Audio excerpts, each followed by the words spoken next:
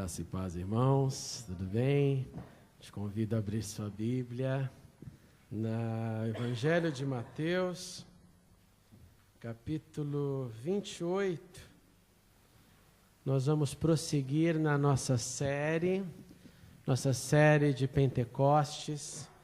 E antes de lermos o texto, deixa eu fazer uma breve revisão do que nós temos trabalhado aqui nestas semanas. Estamos no período de Pentecostes, período que começa após ali na Páscoa, esses 49 dias contados que culminam no 50º dia. E então nós estamos analisando os feitos, os ensinos de Jesus neste período. E na primeira parte nós fomos lembrados sobre o suprimento de Deus, o Deus que nos supre, o Deus que nos dá tudo o que precisamos. E mesmo nos dando tudo o que precisamos, Ele nos convida para compartilhar com a sua provisão. Ali naquela cena de Jesus, na beirada do mar da Galileia, com os peixes prontos, convidando os discípulos para trazerem os seus peixes e poderem comer junto. Deus supre, Deus reparte e nos chama para compartilhar com Ele. Na segunda parte, nós pensamos sobre aquele lindo conselho de Jesus que eram para os seus discípulos permanecerem na cidade. Permanecerem na cidade para manter a unidade, permanecer na cidade para a adoração coletiva. Na cidade estavam no templo. E permanecendo na adoração coletiva, podiam também orar, porque é isso que faziam no templo. E permanecer na cidade, mantendo o que tinham, esperando para receber o que viria. Na terceira parte, semana passada, nós falamos sobre a metodologia de Jesus que restaura através do amor. Mesmo quando o amor dos seus discípulos não corresponde ao amor que ele tem. E nós então fizemos a exegese ali da linguagem que Jesus usa naquelas 3 perguntas. Pedro, tu me amas, tu me amas, tu me amas. E percebemos que Jesus desce ao nível do amor de Pedro. Ele não mantém o nível alto, porque o nível do amor dele jamais será o nosso nível. Mas ele desce no nosso nível e chega a um acordo conosco, para que possamos demonstrar o nosso amor. E assim ele restaurou Pedro e fomos então desafiados a restaurar também os nossos relacionamentos através do método de Jesus, o amor. E tudo isso dentro do Pentecostes. Tudo isso dentro daquela estação. E hoje nós vamos continuar então. Mateus 28, verso 16. O texto diz assim: os 11 discípulos foram para a Galileia, para o monte que Jesus lhes indicara. Quando o viram, o adoraram, mas alguns duvidaram. Então Jesus aproximou-se deles e disse: foi-me dada toda a autoridade nos céus e na terra. Portanto, vão e façam discípulos de todas as nações, batizando-os em nome do Pai, do Filho e do Espírito Santo, ensinando-os a obedecer a tudo o que eu lhes ordenei. E eu estarei sempre com vocês até o fim dos tempos. Oremos uma vez mais, irmãos. Obrigado, Senhor Jesus, porque o Senhor está aqui, porque essa é a tua promessa para nós. Então agora, dá-nos a iluminação através do Santo Espírito. Abre as nossas mentes, atenção e coração, e que possamos ouvir a tua voz, reter a tua voz e viver a tua voz, para a tua glória, para o nosso crescimento como igreja de Cristo. Em nome de Jesus. Amém e amém. Eu chamei essa mensagem de meu estilo de vida e minha missão. Quando nós falamos de missão, missão no contexto ali de Jesus não é algo que se apresenta somente no final do seu ministério, porque nós sabemos que essas palavras que nós lemos está acontecendo ali em algum momento perto da despedida. Jesus teve muitos encontros com seus discípulos, Jesus se manifestou a eles, Jesus provou aquilo que se torna o fator essencial e mais forte do Cristo, que é a sua ressurreição. Então, em todo momento que ele aparecia, ele deixava claro: eu estou aqui. Você pode me tocar, você pode ver as cicatrizes, eu estou aqui, não sou um fantasma, estou manifesto novamente, voltei, ressuscitei. E ele então deu as suas provas de ressurreição, mas é impressionante que, como eu disse para vocês, esse texto já é no final das aparições, segundo Lucas, 40 dias de aparições, então talvez em algum ali entre os 30 e 35, final. E é impressionante que mesmo depois de algumas aparições, nós começamos a ler o texto e percebemos que alguns ainda estão duvidando. Alguns que estão vendo, alguns que estão tocando, que estão conversando, que estão repartindo o peixe, o pão, ainda estão duvidando. E mais chocante, é gente que adora. Alguns adoram, como disse o texto, mas alguns duvidaram. É gente que mistura essas duas coisas, adoração e dúvida. Adoração e ausência de fé. Ou adoração e fé menor do que adoração. Adoração, no contexto do Antigo Testamento, quando nós lemos que fulano adorou a Deus, geralmente significava que aquele personagem se curvou. Quando Abraão tinha os seus atos de adoração, geralmente era colocar a cabeça à terra, era se baixar, se curvar, era estabelecer alguém mais alto do que você, demonstrando: você é superior a mim. E os discípulos então estão ali com esse momento, um momento de revelação, de ressurreição, de encontro, mas de dúvida. E Jesus chega e dá então essa missão que nós lemos, que nós chamamos de a grande comissão, um comissionamento para os seus discípulos. Mas essa missão não era nova. Essa missão aconteceu desde o início. É uma missão que se manifesta agora no final da vida de Jesus, do seu ministério. Mas se você se lembrar, ali no Evangelho de Marcos, no capítulo 6, Jesus mal começara o seu ministério. Jesus fez alguns milagres, Jesus libertou algumas pessoas possessas, Jesus estava manifestando o seu poder, iniciando, e ele chama os 12. Vocês vão caminhar comigo. Vocês estão em treinamento, vocês estão aprendendo. Mas olha o que eu disse. Do evangelho de 16 capítulos, Marcos, o primeiro evangelho, no capítulo 6, em outras palavras, não estamos nem na metade. Jesus olha para os seus discípulos, os seus 12, e diz o seguinte: vocês, em 2 a 2, saiam e vão proclamar o reino de Deus. Eu vos dou autoridade para vocês expulsarem os demônios, eu vos dou autoridade para vocês curarem. Vão e proclamem o reino de Deus, vão e proclamem o arrependimento.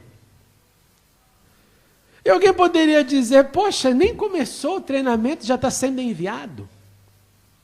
Nem receberam todo o ensino. Nem descobriram como que deve tratar a situação A, a situação B, a situação C. Jesus olha para eles e diz: olha, eu estou vos dando autoridade contra doenças, autoridade contra os espíritos malignos, autoridade para pregar. Mais do que isso, quando você entrar em um lugar, você fale para eles: Shalom Aleichem. Você fale para eles: paz sejam com vocês. E se aquela casa que te recebe aceitar essa paz cairá sobre eles. Mas se vocês falarem Shalom Aleichem, essa paz ninguém aceitar, não quero saber que papo é esse de paz, essa paz não cairá sobre eles. E mais do que isso, no dia do juízo, a minha compaixão para com esses que não receberam a paz vai ser menor. Vai ser menor. Vocês sacudam o pó dos seus pés e partam daquele lugar. Então Jesus começa o seu ministério deixando claro, para aqueles que o seguiram, para aqueles que estavam em treinamento, para aqueles que estavam começando, desde o início, a sua vida, o seu estilo de vida será proclamar o reino de Deus. Tudo isso que nós cantamos hoje aqui. Como disse, Jesus falou isso para os 12, no início. Aí se você continuar na sua Bíblia, fazendo esse paralelo com os evangelhos, você chega ali em Lucas, no capítulo 10, olha de novo, também nem na metade, e você vê Jesus fazendo um outro envio. Agora não é o dos 12. Na verdade, harmonizando os evangelhos, em Lucas 9, Jesus envia os 12, mas em Lucas 10, Jesus envia 72 discípulos. Ele olha para 72 discípulos, que eram outros seguidores de Jesus, não eram os 12, eram outros que com certeza estavam mais próximos de Jesus. Então, se você estiver escrevendo aí, você pode pegar um papel, assim, colocar no meio, assim, Jesus, aí você faz um círculo, abre um outro círculo em volta, escreve Pedro, Tiago e João, aí você abre um outro círculo, escrevam os discípulos mais próximos, que era o grupo dos 12, aí você faz um outro círculo e escreve os 72. 72. E depois você abre um outro círculo e escreve multidão, que eram aqueles que só queriam comer pão e ver milagre. Eram os usuários do ministério de Jesus. E sempre teve, e sempre tem, e sempre existirão. Usuários. Eu quero ser abençoado. E é um mercado tremendo. É um mercado tremendo, porque a gente vê gente querendo só usar de Cristo. Então o que eu faço para ter a bênção aí? Me dá o caminho que eu vou fazer. Jesus, então, ali em Lucas, ele envia 72. Ele olha para os 72 e diz assim, de 2 a 2, de novo, vocês vão. Vão e façam o quê? Eu vos dou autoridade contra as enfermidades, contra os espíritos malignos. Você pode encontrar qualquer pessoa endemoniada, você vai ter autoridade do Senhor. E você proclame de novo o reino de Deus. Essa era a missão. Os discípulos, então, nesse envio, nessa missão que não é nova, nós aprendemos inicialmente que estilo de vida, tendo como parte do meu dia a dia esse perfil de proclamar, é algo que não depende de eu ser um total experiente, andei com Cristo 3 anos, agora eu posso fazer, não. Mas aí vem a pergunta, o que então dá alguém que recebeu pouco? E a resposta é, dá o que já recebeu. Olha, eu não sei quem fez eu ver. Eu sei que eu era cego, agora eu vejo. Foi ele. Essa é a mensagem do cego, depois que passou a ver. O endemoniado, olha, eu era endemoniado, agora não sou mais.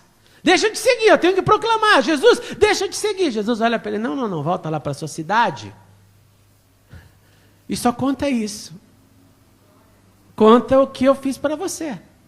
Você não precisa abrir as escrituras, você vai lá e fala, vocês me conhecem, eu era endemoniado, andava com as correntes aí nas mãos, nos sepulcros, agora eu estou liberto. Isso significa que ele deveria então não aprender mais nada? Claro que não.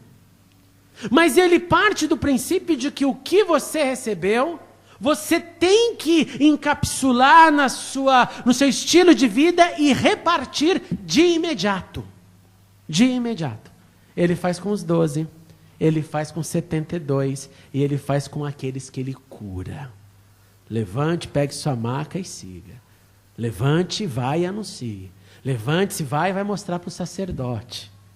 Levante-se e cumpre os rituais relacionados a essa tua cura.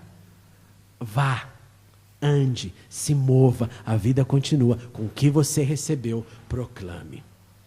Então, quando Jesus chegou naquela estação final, de Pentecostes, de agora sim, é o momento do tchau, ele vem com a mesma missão. A missão não mudou, mas a missão se expandiu. Como que Jesus expandiu a missão? Primeiramente, mais um detalhe, Jesus chama, e aqui Mateus nos diz, que ele encontra os seus discípulos na Galileia. Então não confundam esse momento, de acordo com Mateus, com a cena da ascensão de Jesus, porque eles estão na Galileia, e a ascensão de Jesus foi em algum lugar ali em Betânia, em Jerusalém. Mas são palavras finais. Jesus está ali, Jesus então começa, olha, foi-me dada toda a autoridade nos céus e da terra, Eu vou repetir. Foi-me dada toda a autoridade nos céus e na terra. Qual que é o primeiro verso da Bíblia, irmãos e irmãs? No princípio criou Deus os céus e a terra. Jesus está nessa hora reivindicando tudo o que Deus fez. E de acordo com João, com aquela ideia dos poderes no céu, que nós entendemos que o Verbo estava com Deus, que o Verbo era Deus, e tudo o que foi feito por seu intermédio, Jesus está reivindicando tudo o que há nos céus e na terra, tudo o que há nos planetas, nas outras regiões, tudo isso me foi dado. É a ligação com Gênesis. E aí Jesus põe uma vírgula e fala, e portanto, vão, ide, indo, se mova, ande, faça, aconteça. Jesus dá uma ordem de atividade, é uma ordem de ação, não é uma ordem de expectativa nesse momento. Vocês vão continuar a vida vai continuar caminhando. Então, primeiro ponto existe um movimento, um fluxo, uma fluidez. Partam, não fiquem na inércia, não fique parado. Não espere acontecer as coisas, vocês continuarão em movimento. Por que Jesus está dizendo isso? Porque com a ausência dele seria muito fácil parar. Eu paro, eu aperto pause. Ele não está aqui, eu tenho que reformular minha cabeça. Ele não está aqui, eu tenho que pensar o que eu vou fazer da minha vida. Ele não está aqui, eu não sei como vai ficar a minha vida. Jesus não, vá, indo, andando, partindo, se movimente. Segundo, Jesus diz, façam discípulos. Façam discípulos naquela cultura era, façam ou tenham ou adquiram alunos. Alunos. Nós estamos vivendo um momento na Terra de alunos virtuais. Você pode ser um aluno virtual. Eu sou um professor virtual. Mas o que eu quero dizer por alunos virtuais não são alunos que fazem cursos virtuais por universidades, como a qual eu trabalho, ou cursos específicos. Não, alunos virtuais hoje, discípulos virtuais, são discípulos que aprendem sem caminhar ao lado. E existe uma diferença brutal entre andar ao lado e simplesmente ouvir alguém. E eu conto um exemplo que me chocou, que me tocou muito a vida. Eu tive um dos professores meus na Universidade de Londres, um tremendo professor de filosofia, maravilhoso. Mas o dia que nós chegamos na vida, na essência dele, a coisa não era tão maravilhosa assim. Mas o ensino era técnico. Era isso aqui dá A, isso aqui dá B, isso aqui dá C, era tecnicalidade. Então, se eu tivesse escutado esse professor simplesmente virtualmente, ou não tivesse entrado na área pessoal, eu falaria, uau, que ensino maravilhoso. Porque eu não caminhei. Assim acontece com os discípulos virtuais. Nós não caminhamos e a nossa geração ouve, aprende e não entende se a fonte é uma fonte que tenha uma raiz. Jesus, quando está dizendo façam discípulos, naquela época, obviamente, não existia nada de virtual. Naquela época existia uma caminhada.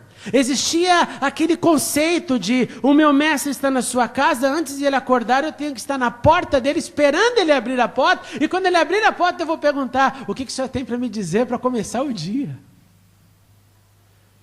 E aí o mestre vai sair, mestre aqui, você traduz para o rabi, mesmíssima coisa, ele vai sair da sua casa, e depois que eu perguntar o que você tem para o dia, ele vai passar na minha frente, porque eu não vou andar na frente dele, e eu vou segui-lo, e que eu quero que a sujeira dos seus pés sujem os meus. Que o pó que ele levante na caminhada sujem as minhas sandálias, então eu serei um discípulo.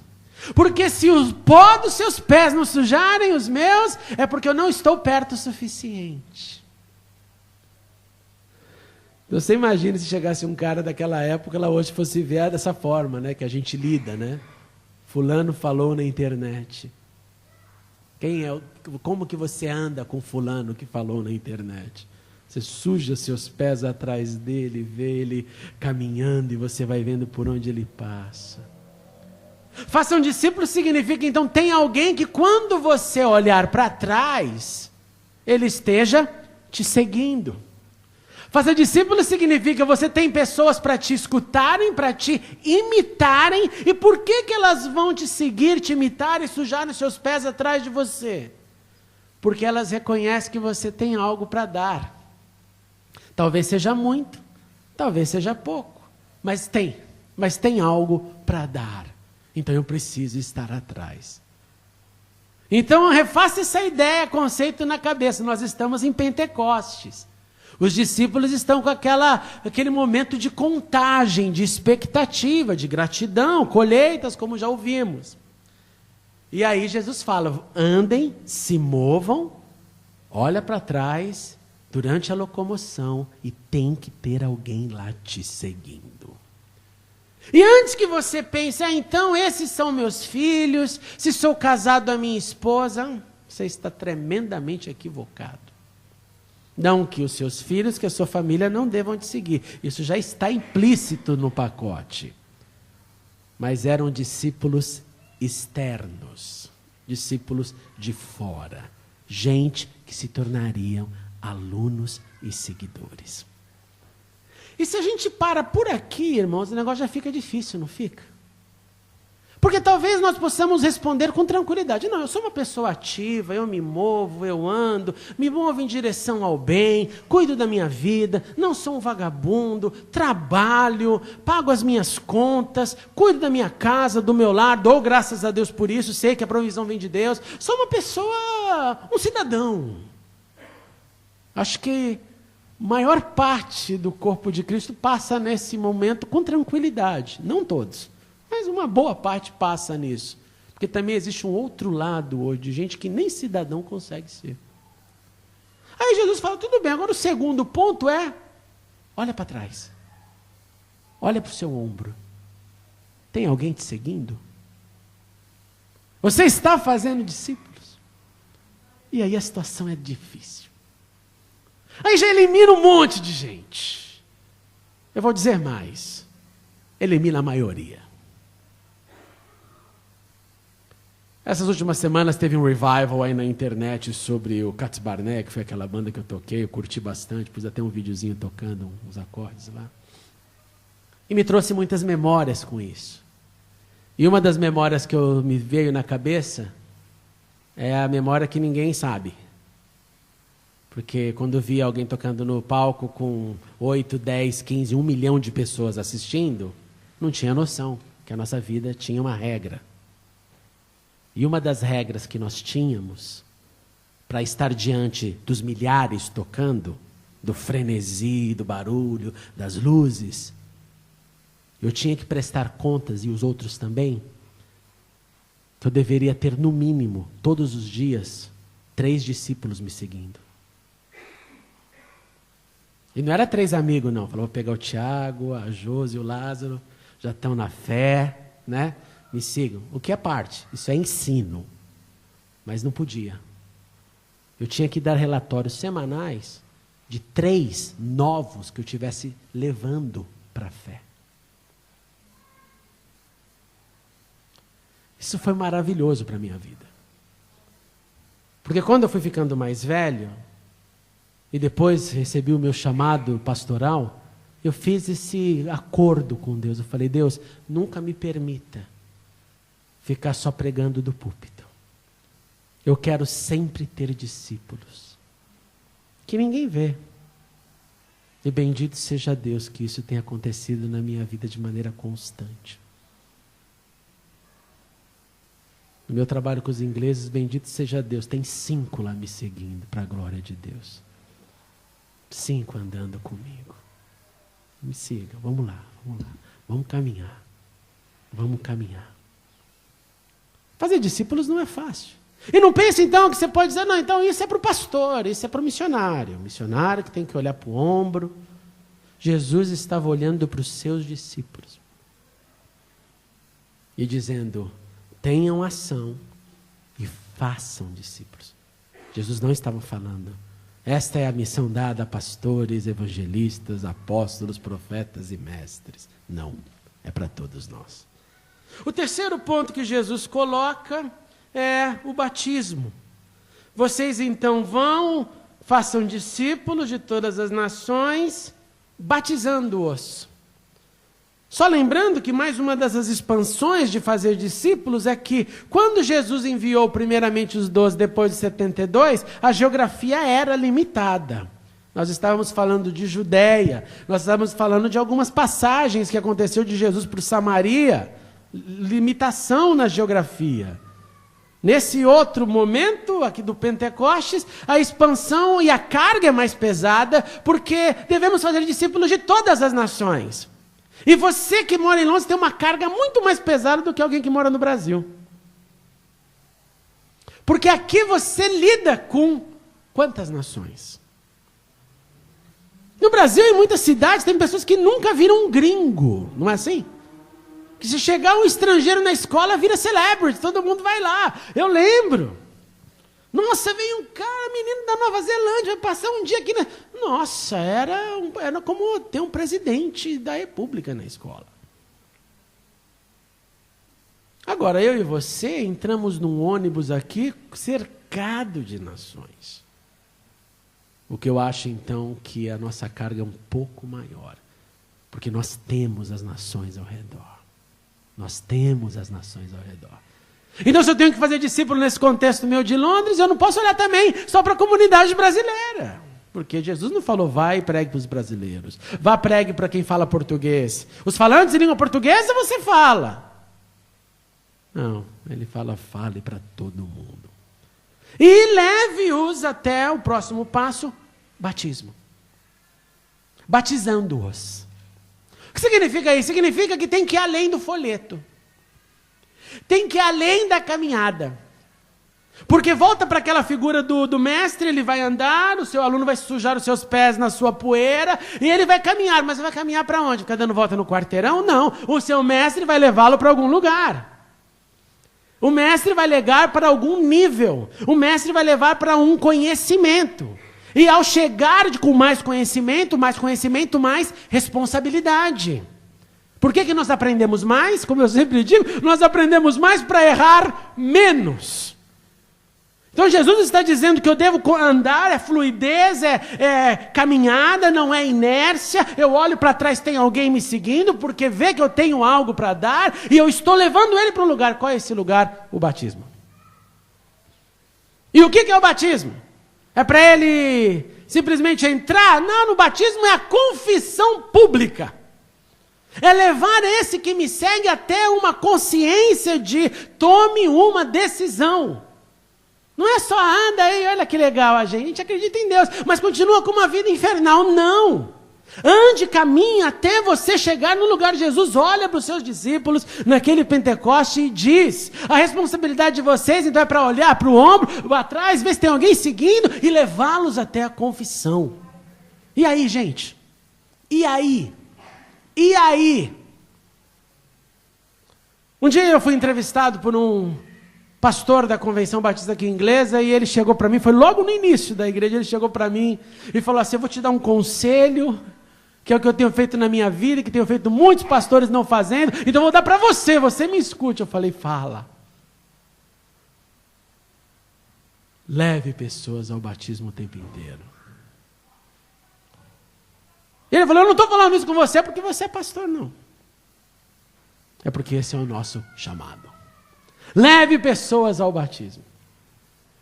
Caminhe com pessoas até essa consciência. Até esse momento de, é para isso. Por quê? Porque é o batismo que salva? Não.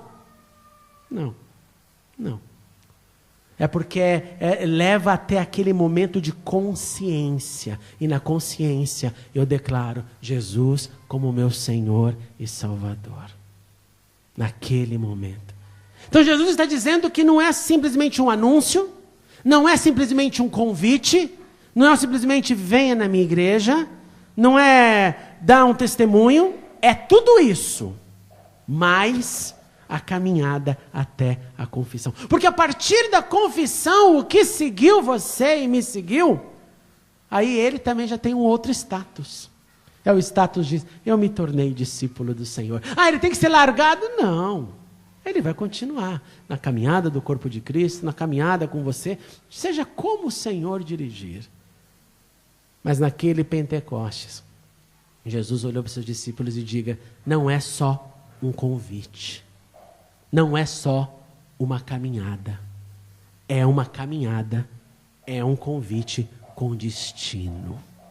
E o destino é batizando-os. Depois Jesus vai de um outro ponto que é tremendo, dizendo ensinando-os. Ensinando-os. O que tem muito falta de compreensão nesse ensinando, porque às vezes eu percebo que a maioria das pessoas pensam que primeiro eu aprendo, depois eu me dedico. E como eu disse desde o início, é o contrário o método de Jesus. O método de Jesus é primeiro você decide, depois você passa o resto da vida aprendendo. Decisão antes do aprendizado. O que João Batista fazia ali no Rio Jordão? Ele chegava no Rio Jordão e falava assim, pessoal, então amanhã vai ter o seminário 1, todo mundo vai lá na minha casa, depois que passar pelo 1, 2, 3, 4, 5, 6, 7, 8, 9, 10, aí quem quiser vem se batizar. Não, ele olhava para todo mundo e disse, arrependa-se. Está pronto? Vem agora. Porque é só a decisão. A caminhada que vai demonstrar se foi um banho público ou se foi um ato consciente. Ensinando-os o quê? Ensinando-os o quê? Volta para o teu texto, você precisa olhar isso. Ensinando-os a obedecer tudo o que eu lhes ordenei.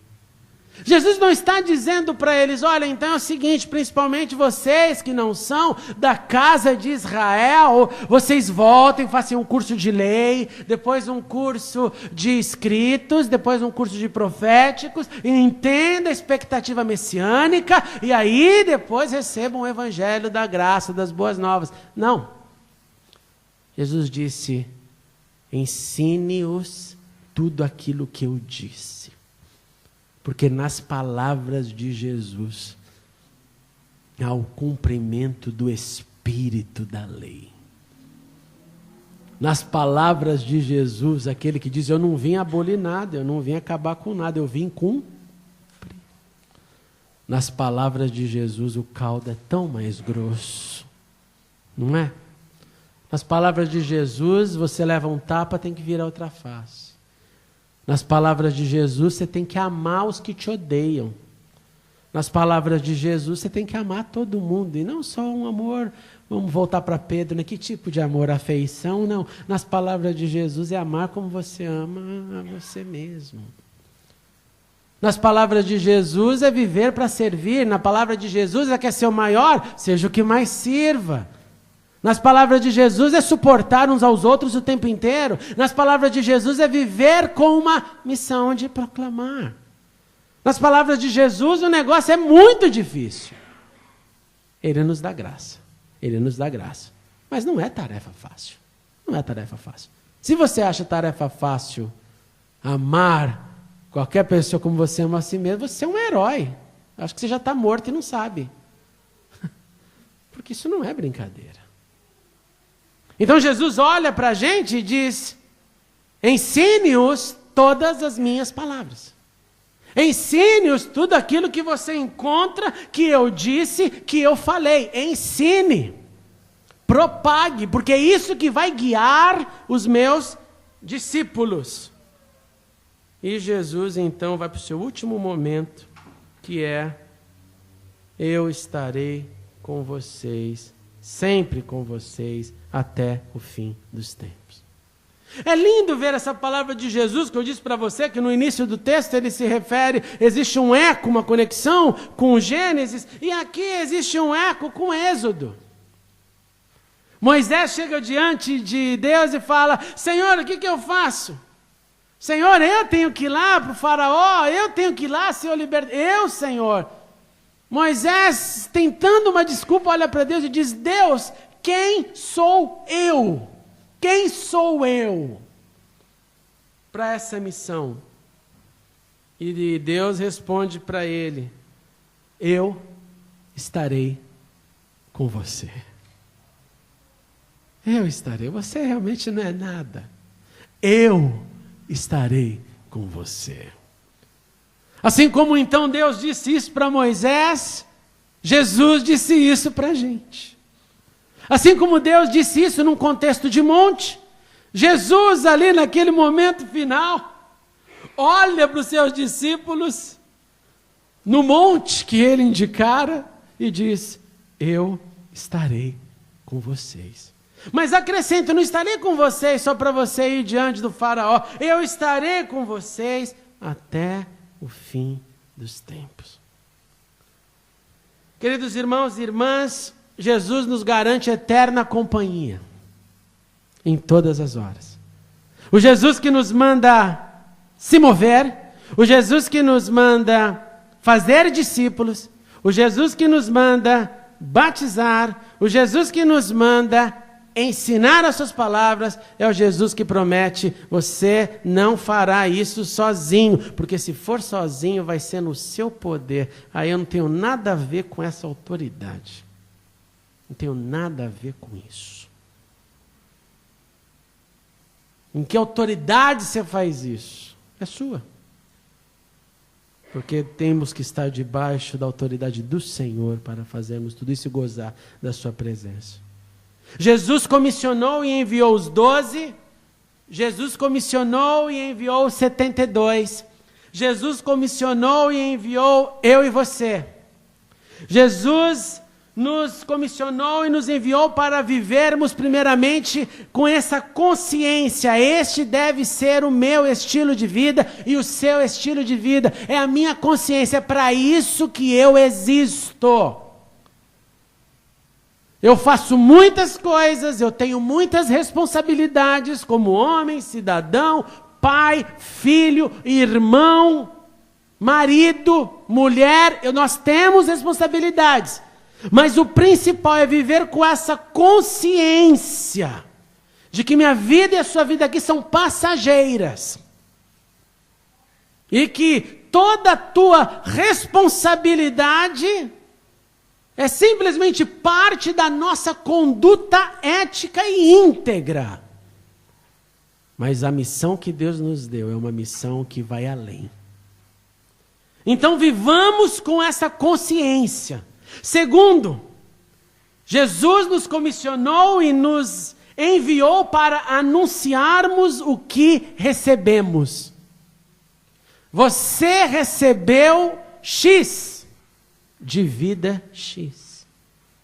E essa é a pergunta que nós temos que fazer para nós mesmos, para entender o nível da nossa divisão. O que eu estou dividindo? O que eu estou dando? O que eu estou repartindo? E essa pergunta é dura, porque se você pensar, e se você tiver mais anos de igreja, ainda fica pior. Porque daí você recebeu mais. Você recebeu mais, deveria ter dado muito mais.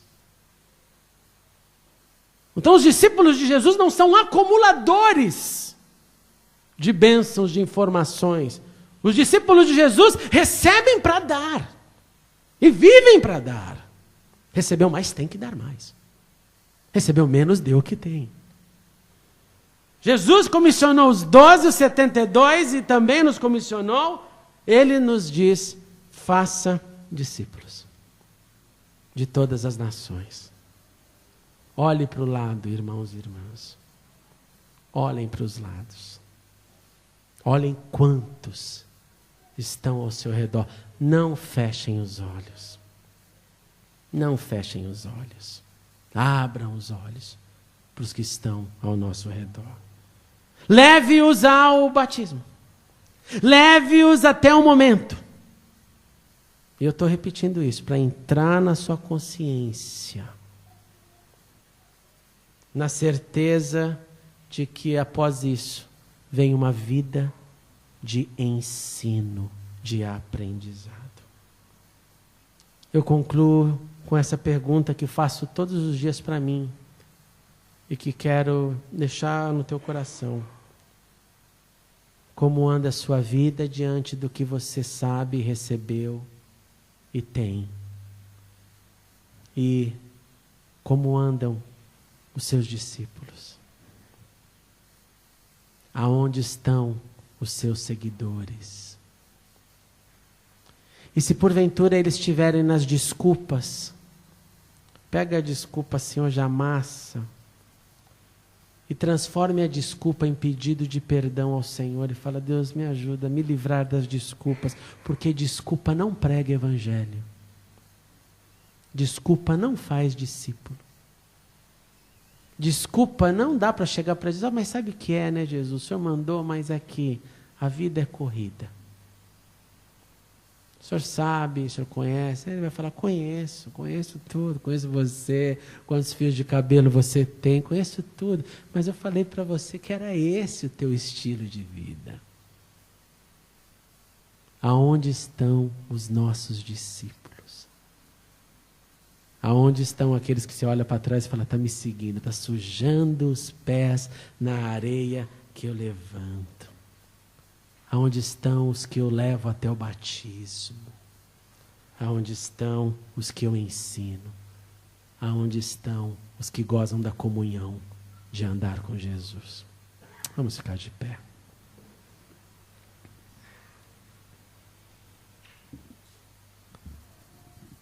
Queria ter um tempinho de oração.